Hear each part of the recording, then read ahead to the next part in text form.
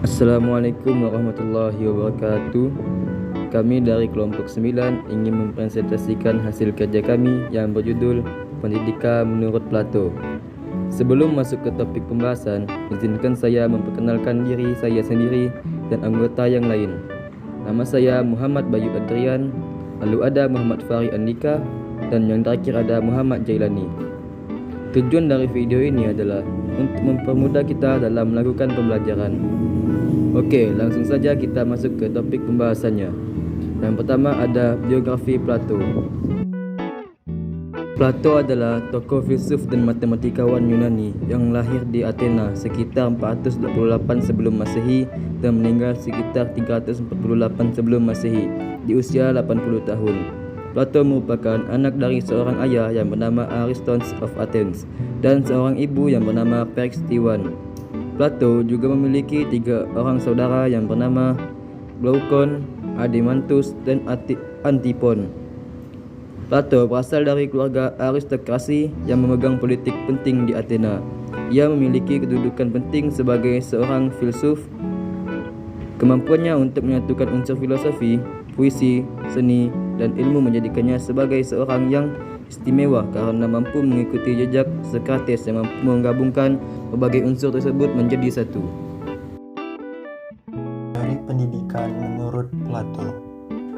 Plato menyatakan bahwa teori pendidikan adalah dunia fisik yang kita kenal hanyalah bayangan dari dunia nyata. Sangat dipengaruhi oleh Parmenides dan Zeno dari Elea. Keduanya muncul sebagai karakter dalam dialog Plato The Parmenides. Plato memiliki hubungan seumur hidup dengan keluarga penguasa Syrakusa yang kemudian meminta nasihatnya untuk mereformasi politik kota mereka.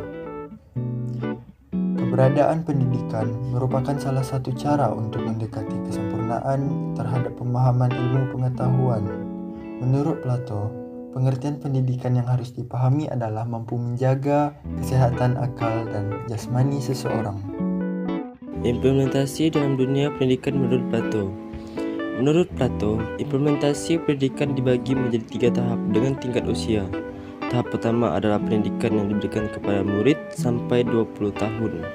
Tahap kedua dari usia 20 tahun sampai 30 tahun dan tahap ketiga yaitu dari usia 30 tahun sampai 40 tahun. Plato juga menyumbang pemikiran untuk diimplementasikan dalam dunia pendidikan modern, antara lain penggunaan diskusi dalam pembelajaran, gagasan bahwa universitas merupakan titik tertinggi dalam sistem pendidikan publik, terutama untuk pengajaran dan riset, divisi sekolah dan kurikulum atas tingkatan-tingkatan yakni tingkat dasar, kedua, dan tingkat lanjut. Di Amerika Serikat, pemikiran Plato digunakan sebagai dasar mengapa diberikan porsi ajar lebih banyak bagi sains dibandingkan dengan humaniora pada pendidikan SMP dan SMA, dan juga sebagai alasan mengapa pengetahuan umum dengan standar tertentu harus dipenuhi terlebih dahulu sebelum pelajar diizinkan mengambil studi spesialisasi. Sekian presentasi kami kali ini. Kami ucapkan terima kasih.